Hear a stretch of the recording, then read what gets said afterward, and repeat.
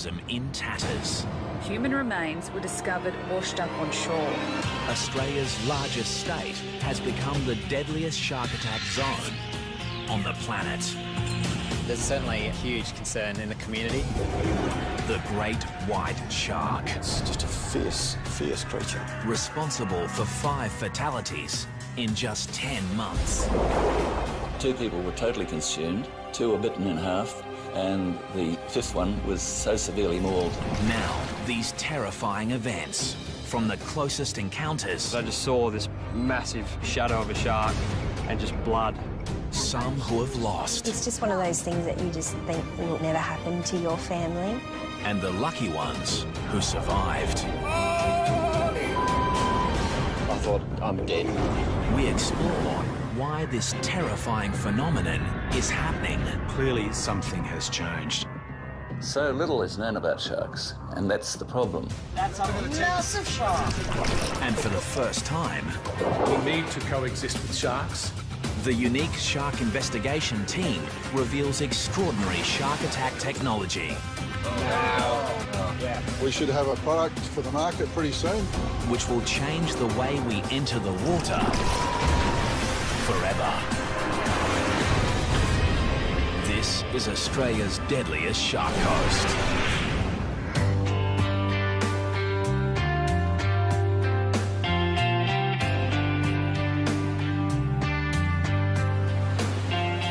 Western Australia's coastline spans over 12,000 kilometres of some of the most beautiful beaches in the world. But recently, they have become the most dangerous.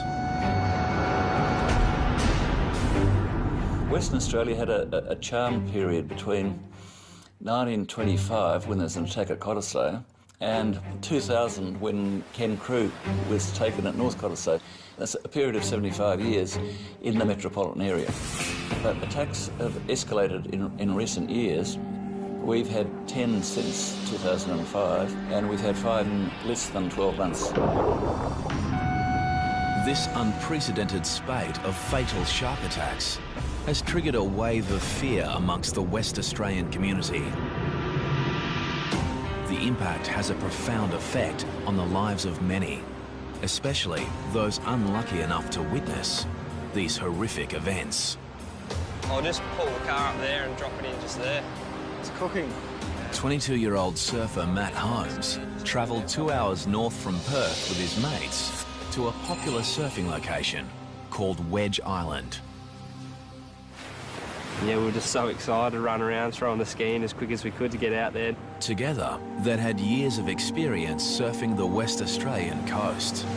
But there was nothing that could prepare these 3 young men for what was about to happen. It just looked so safe out in that water. Just felt like a perfect day. Using his jet ski, Matt began towing his friend out to the breakers, where they could take turns surfing the waves. We'd been in the water for, I reckon, an hour and a half. We were just towing up to 2 blokes that were probably 100 metres away, and I signalled to Nathan to turn around. I looked back forward and just saw some guy just get attacked by a shark. Matt watched in horror as the 5-metre great white shark moved through the waves like a torpedo. It sort of hit him, but then drove him into the water. Just water going everywhere. And within 5 to 10 seconds, the thrashing just turned all red. And there was blood. Matt quickly took his friend into shore. The guy's mate was just screaming at me. My mate's out the back. And I just remember holding the jet ski just flat out. I was just flying through the waves. And as I got close to the guy, a set came and I just hit the set flat out and I was just airborne. And when I was airborne, I looked over and I just saw this massive shadow of a shark and just blood. I just wanted to get him out of the water. I was so focused on getting him, I was leaning down off the side and the ski was rolling and I heard like a thrash of a tail and I turned behind me and the shark was behind the ski that just followed me around. I felt it nudge the ski and I just thought, oh, I'm going to roll over here. The great white then began to exhibit the behaviour of a top-order predator. And the shark just slowly just followed me around and it was just sort of eyeballing me. It was just fending me off the guy.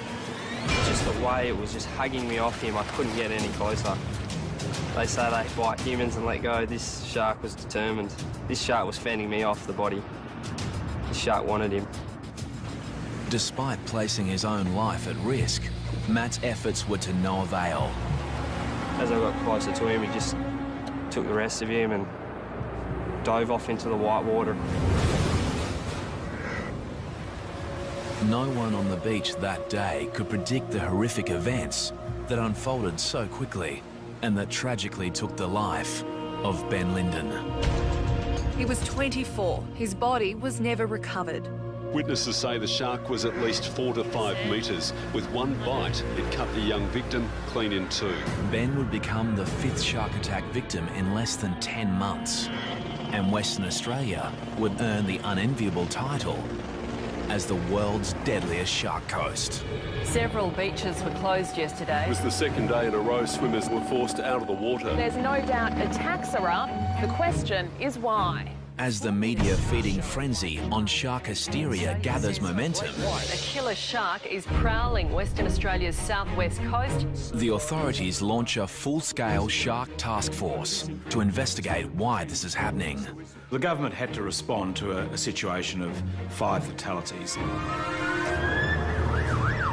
That was unusual, and clearly something has changed.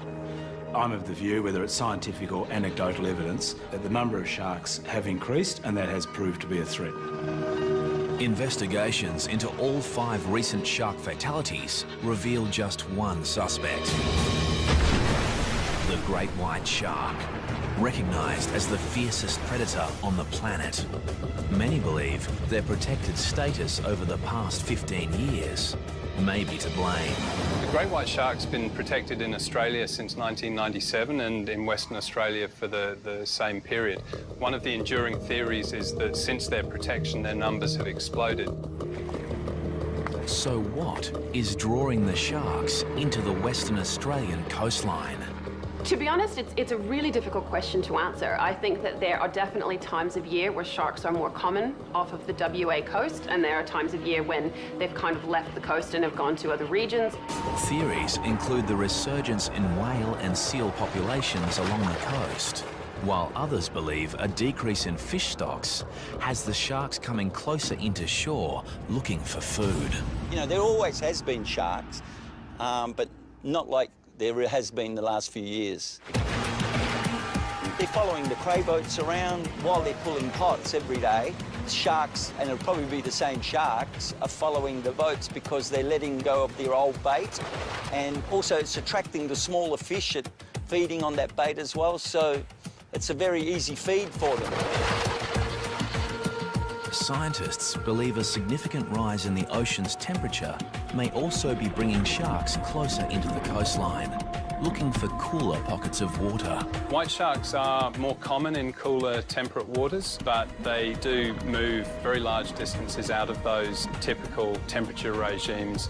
The Department of Fisheries launches an extensive shark monitoring program to investigate the great white's movement patterns. The thing about white sharks is that they're an inherently difficult species to study, and the research we're embarked on now is probably going to take a number of years before we have any conclusive answers about how the sharks are using waters off Western Australia and how that relates to the frequency of shark attacks we've had in the last year. If the scientists were honest, they would give us those 3 little words, which are simply, we don't know. So little is known about sharks, and that's the problem.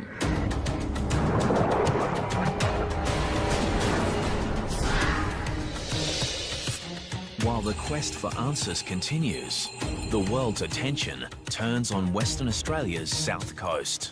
Peter Kerman was moored while diving, but the 33-year-old couldn't be saved.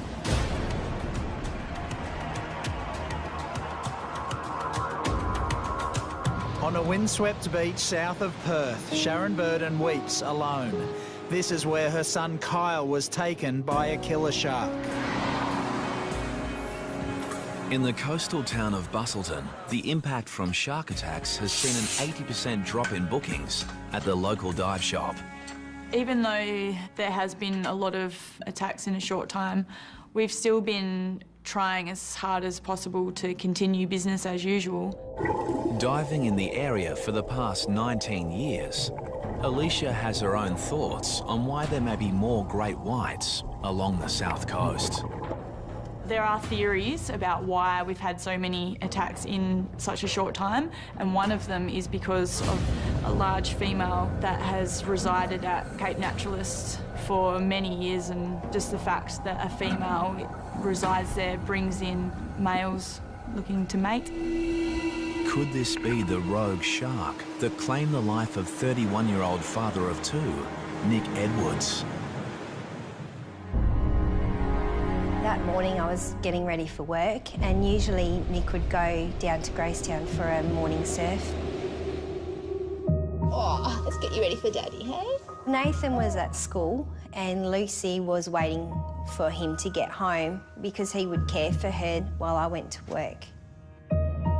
This morning he didn't come home, so straight away I thought that he was hanging around for that last wave and he was going to be a little bit late.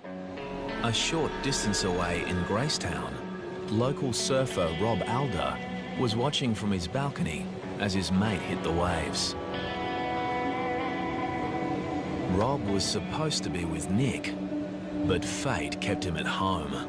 I'd been watching him for about 20 minutes. I left the binoculars to put on my wetsuit. In those few seconds, there was a sudden and vicious attack in the water.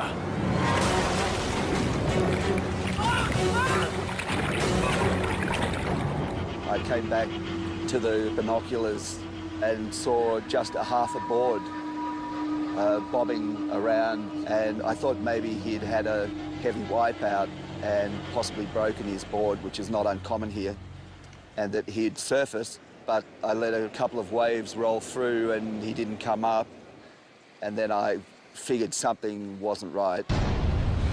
And so I jumped on my bike after calling the sea rescue. As I was cycling down the path, there was somebody running back up yelling, "Shark, shark." When I arrived down here on the point, my friend Craig was already in the water up to his waist.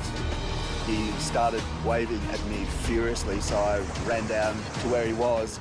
He was handling a person, obviously a surfer. He had a wetsuit on, and he was trying to get him out of the water, but the rocks are really difficult here. So together we managed to lift him, and it was then that I realised he'd been attacked by a shark. But in the frenzy, Rob had not identified the shark attack victim. He was about to get the shock of his life. There were quite severe lacerations on his upper thigh and the calf of his right leg. Nick. As they assess the victim's injuries, Rob Alder is shocked to discover it's his surfing buddy, Nick. Here, pressure here. I took the leg rope off my board and wrapped it around his thigh as a tourniquet and started CPR and mouth-to-mouth. The fellow surfers desperately tried to revive Nick until the paramedics arrive. Is that yummy, baby? Meantime, Nick's wife, Melissa, is at home, oblivious to the drama that is unfolding. At that time, I was quite anxious and I started ringing the hospital. Yeah, can you tell me if someone's been admitted by the name of Nick Edwards? I thought something may have happened to him, like, you know, was hurrying home and had been in an accident. Around 20 minutes after he'd been dragged unconscious from the water, Nick Edwards was rushed by paramedics to Margaret River District Hospital. At this point, Melissa had become quite frantic. She had heard news there'd been a shark attack where Nick had been surfing. I've rung my family and said there's been an attack and I'm quite worried about Nick. I can't get in contact with him. Mrs. Edwards. Yes? And then there's a knock at the door and the police are here. I heard about your husband, Jim. They say that there's been an accident, and straight away, I guess, I just knew what the news was.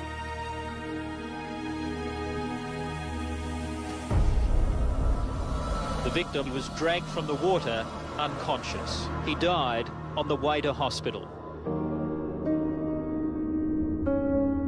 For Melissa, coming to terms with her husband's sudden death had her reassess how she felt about sharks. When they are coming close to shore and putting people in danger, I think it's really important, if they can't be removed from the area, then that they are destroyed. Somebody said to me, what right do we have to play God with the sharks? There's no price you could put on a human life. But in the rising debate on culling sharks, conservationists fear the wrong message is getting across. White sharks are the apex predator in our marine environment, and it's really important to understand how important they are. If you take out apex predators in an ecosystem, all the other lower predators multiply and the whole system comes out of balance. So we do need to protect white sharks, and if people enjoy eating local seafood, they enjoy scuba diving, whatever it is about the marine environment they enjoy, they have to understand that white sharks are critical to maintaining that balance.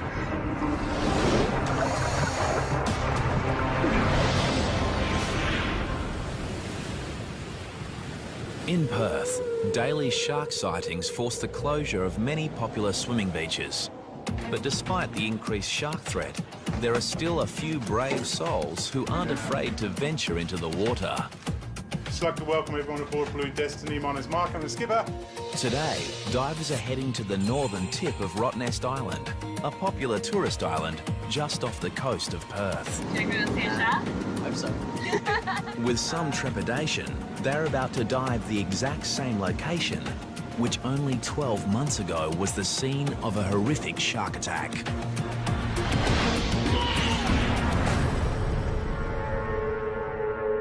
It was late October when 32-year-old American diver Tom Wainwright met his fate. Anybody who's taken by a shark is unlucky, and Tom Wainwright was particularly unlucky. There had never been a shark attack at Rottnest in all the 100 and something years that people have been going there. Sergeant Pete Bayan was on duty that day. He was called to investigate the circumstances surrounding the attack. Tom and his two friends, Alison and Justin, had decided to go diving on the north of Rottnest. They're all qualified divers. But despite being with his two dive buddies, Tom decided to dive solo. It was a fateful decision, as moments after entering the water, Tom was attacked by a 4-metre great white shark.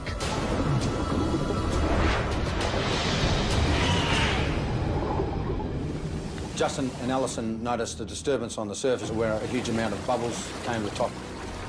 Along with the bubbles came a large amount of blood, and Justin and Alison knew their friend was in grave danger.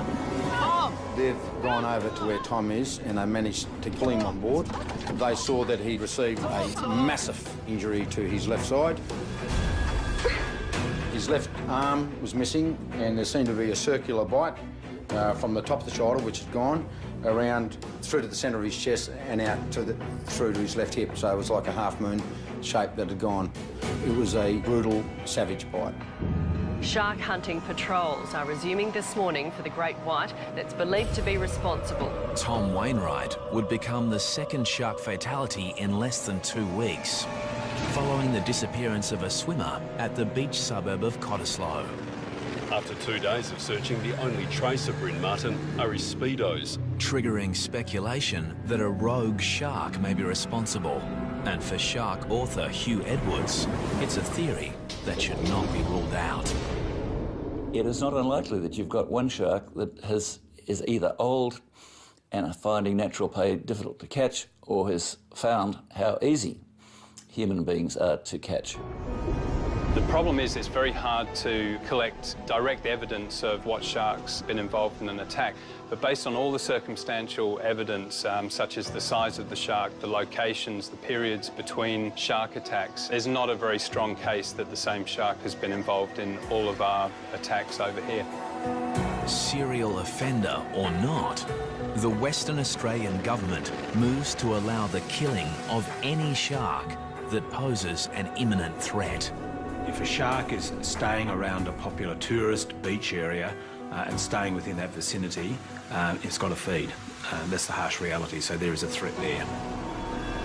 I take a view that we have a responsibility to protect people using the beach, particularly families and young children.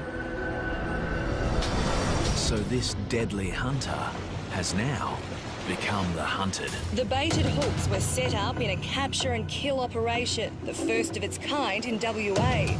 One of the big problems is actually even establishing what an imminent threat is. If a shark is seen and has been spotted and people have been removed from the water, then there really isn't an imminent threat anymore. So it seems to be quite an impractical policy, but the impact it's having on people is actually to increase the fear that we're trying to remove without really making people safer. As an alternative to killing sharks, the government assembles a special team of shark experts at the University of Western Australia to investigate how to make people feel safer in the water. We've got the 2 white shark brains here.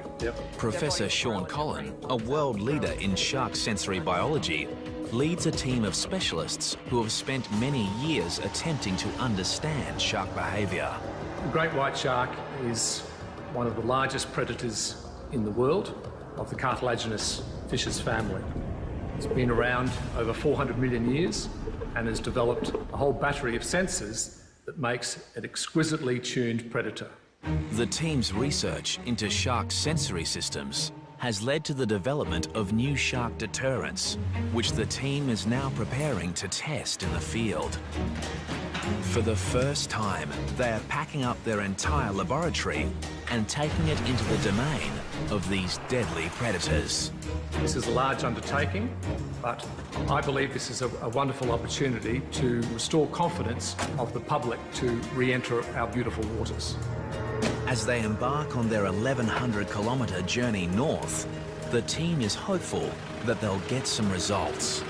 Whenever you are developing something in a lab, however great it is, you need to go and test it with some real sharks because they're going to be the ones that tell us whether it works or not. Shark scientists from the University of Western Australia are about to test new shark deterrent technology in an effort to make people feel safer in the water. Down she goes. At a remote beach location, the Oceans team is about to trial an eco-alternative to the highly controversial shark nets that are used in some parts of the world.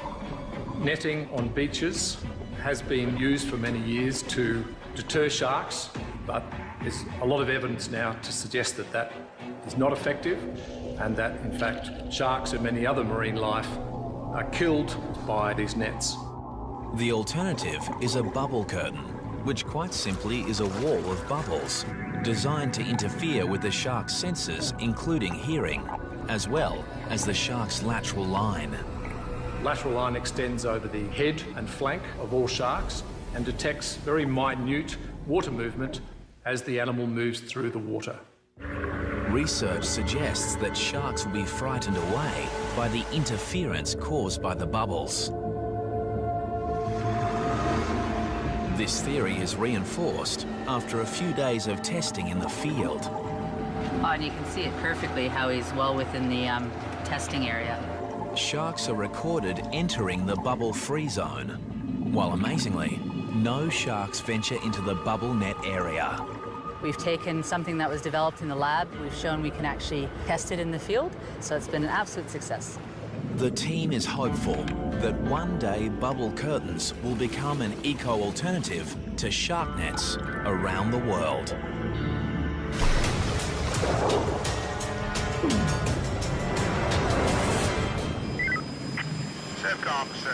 Back in Perth, shark patrols are stepped up to combat the increased shark activity. A massive 4-metre white pointer shark, half the length of the water police boat. Where's the nippers? Here, the rescue helicopter spots this deadly predator, lurking frighteningly close to a group of children. Hundreds of teenagers were forced out of the water. They were competing in a surf lifesaving carnival when the monster was spotted. Meanwhile, off the WA coast, the Department of Fisheries Shark Monitoring Program uncovers some interesting information. We've monitored 16 sharks off the Perth coast now. All of them have done things very differently while they're here. Some sharks are simply passing through, spend very little time here. Other sharks are here over more extended periods.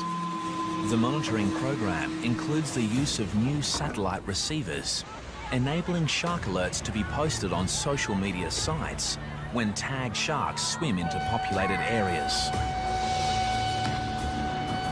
Stay out until the flags go back up. The siren's just gone. But it's the untagged sharks which pose the biggest threat to beachgoers. And for that, it's up to the surf lifesavers. Surfcom, this is Sorrento Patrol. Volunteer surf lifesaver Bernie Williams knows firsthand how vulnerable we are in the ocean. A group of friends decided we'd like to get a scuba ticket. So that was probably 30 years ago, and I've enjoyed it ever since, till recently. A few years ago, Bernie was with these same friends, diving an ocean reef off the coast of Perth. We're just cruising along the reef. I heard a boat coming quite close to our boat where he'd been anchored. So while Brian and Jenny carried on the reef, I went up to the surface, checked, couldn't see a boat near our boat. So I then came back down. I couldn't immediately see my dive buddies, Jenny and Brian. Suddenly alone in the ocean depths, Bernie searches for his friends. And then, out of the blue comes his worst nightmare. A 4-metre great white shark on the attack. I just felt this sudden impact on my side, and I was pushed through the water. I saw a big black eyeball within about 5 centimetres of my face. And my arm was in its mouth, and the alarm bells just went off in my head. Miraculously, Bernie managed to free his arm from the massive jaws and was able to make his way to the ocean floor to seek shelter. Then my arm really started hurting quite badly, and the water started getting a very polluted look to it, a very sheeny look to it, and I realised I was bleeding quite badly. Things couldn't get much worse for Bernie until the great white continued to stalk its prey. The shark was just circling. I had my spear gun with me. To fend the shark off, I poked it in the nose as it rushed me.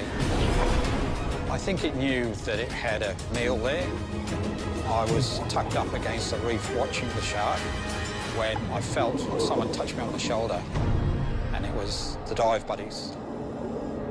Literally, as soon as I felt the touch on my shoulder, the shark just turned around and it disappeared. But Bernie's ordeal wasn't over yet. That trip from the bottom to the surface had to be the most frightening trip you could ever think of, because the speed of these sharks, it could have quite easily attacked us and made mincemeat of us in the water. Finally, they reached the surface, and with the help of some nearby fishermen, all 3 divers make it to safety. Bernie realises it was a lucky escape. He attributes his survival to a portable shark repellent device. My belief is one of my dive buddies, Brian, was wearing a shark shield, and I think that probably deterred it because it just took off. The shark shield works by emitting an electrical current that theoretically deters sharks within a 3-metre radius of the device. Right at the surface. Big one.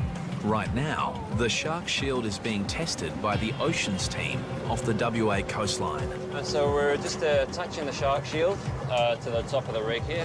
The scientists have baited and set a number of stereo camera rigs, and all they have to do is wait.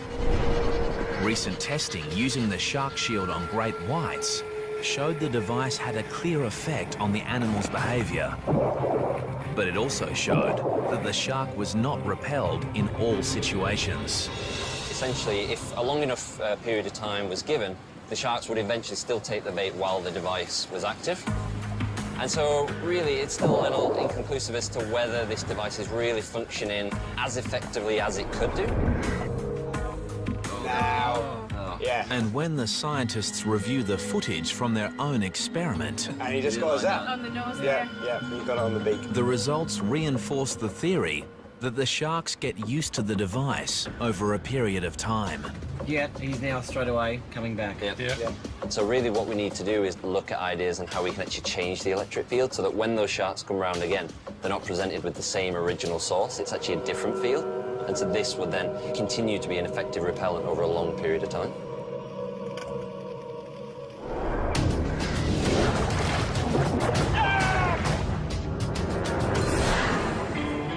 It's not just surfers, divers or swimmers that are at risk.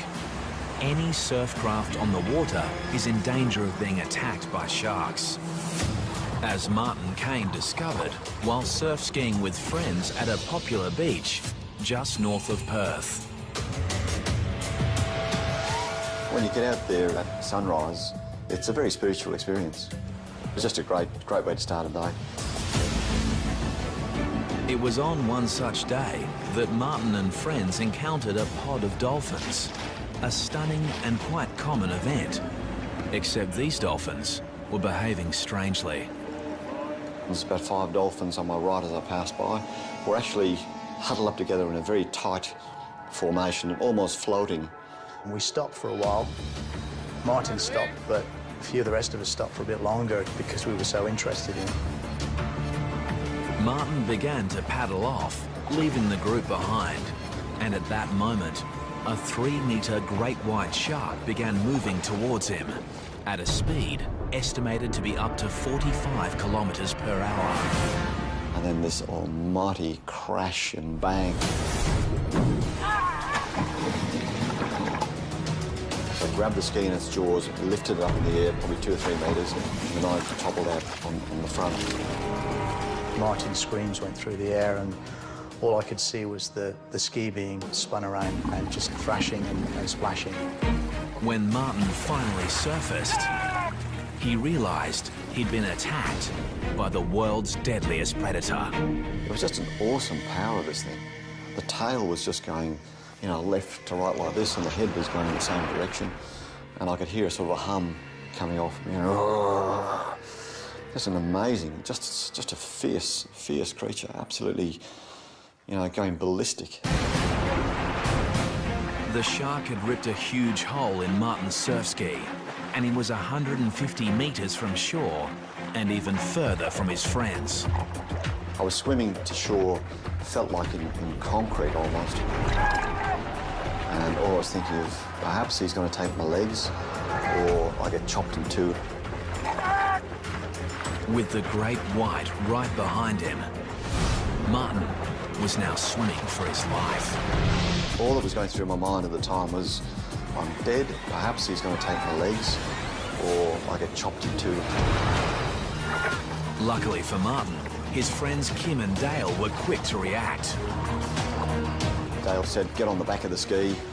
So I scrambled up like a mad cow and nearly tipped him into the water. All 4 men were still in danger, so they grouped closely together and paddled for their lives. If the shark had come back in any direction, then the guys would have had a go at it. But it wasn't until I got to the beach and looked back out to my ski to see the shark doing a victory lap around my ski that I really thought, oh my God, that was close. Since the attack, Martin has reassessed his relationship with the sea. It's changed the confident attitude that we used to have, you know, go out in the mornings, a bit of deep breathing, you know, fresh air, dolphins, to, the sharks out there, you know.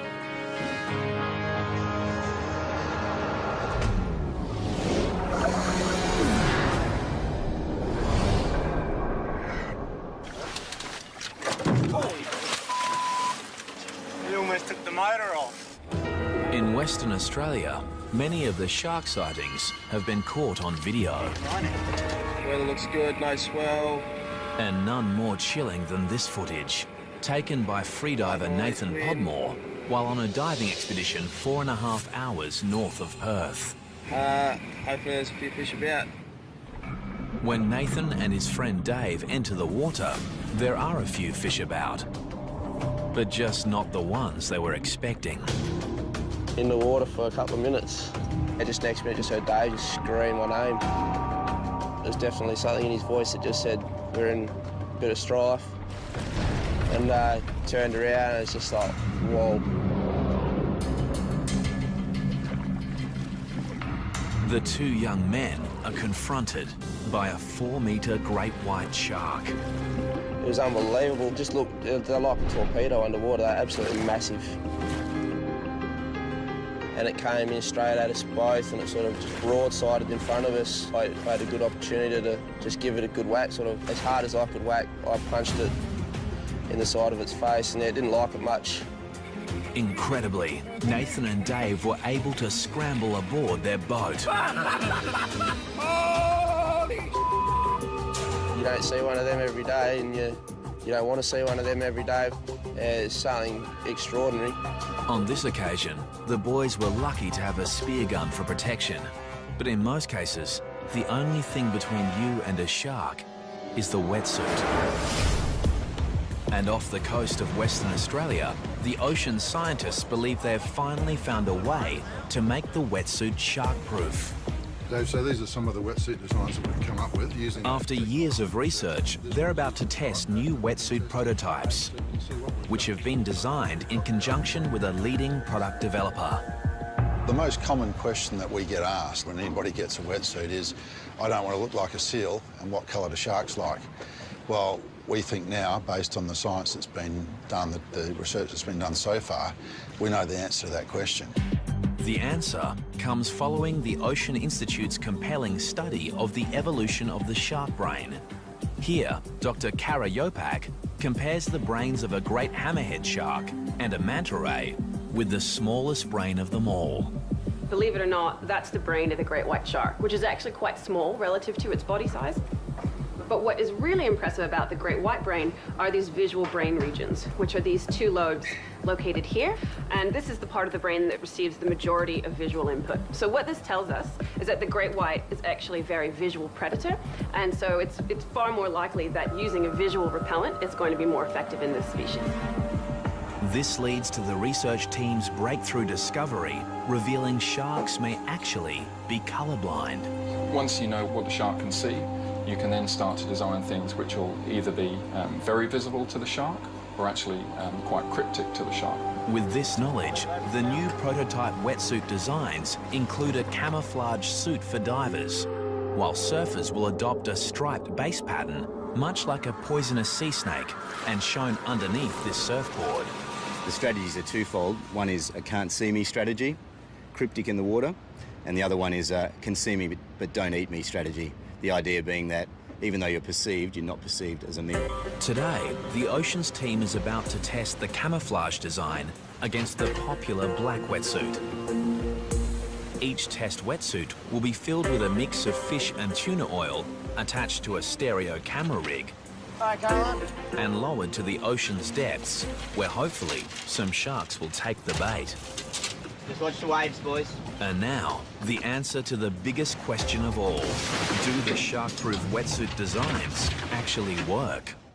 That used to be our experiment. Because it looks like one of the wetsuits has just become shark food. I think we might have found a shark. Oh my... We've just pulled the treatment out of the water. The black wetsuit has had significant shark attacks, significant damage. Take it down the back, Caroline. Have a look at the teeth mark. The black wetsuit appears to have been mauled by a shark. So now the team is anxious to see if the camouflage wetsuit has been attacked, or whether the new design really is shark-proof. We've just pulled out one of our designs as well, and that hasn't suffered any damage at all, so very good early signs.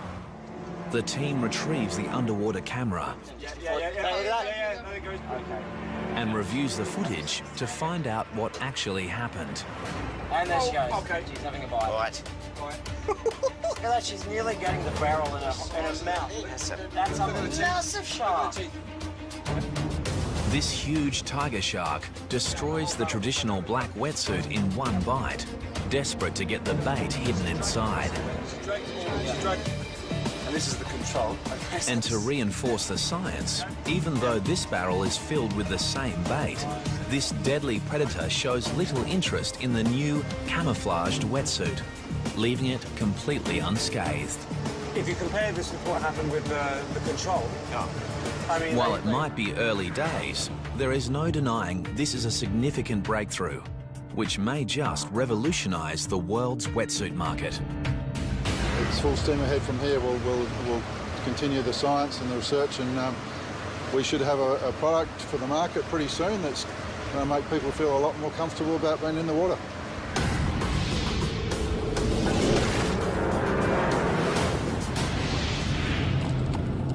Any encounter with a great white shark is going to leave its mark. It's down there, right? And for Matt Holmes, it has had a profound effect.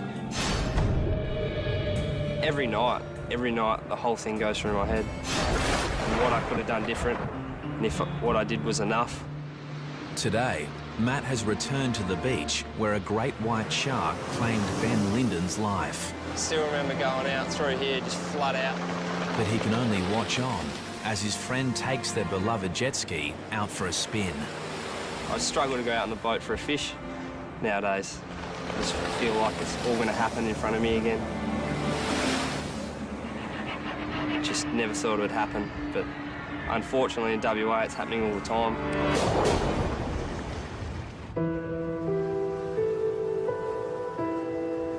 Going back to Gracetown is a good feeling for me and the children because that's where we feel closest to Nick. The loss of Melissa's husband, Nick, means her life and the lives of her children will never be the same. Because Lucy's quite young. We go down onto the sand and there's a cross still in the sand, so she decorates it and plays in the sand. And despite a great connection to the ocean, the young family isn't ready to venture back in. And I know Nathan's never going to go in the water again. And the question remains, will it ever be safe to go back into the water? There is no doubt that the shark fatalities and the increased sightings of sharks has affected the behaviour of people. So it's affecting our lifestyle because one of the great things of West Australia are our beautiful beaches, our long coastline and the enjoyment of that environment.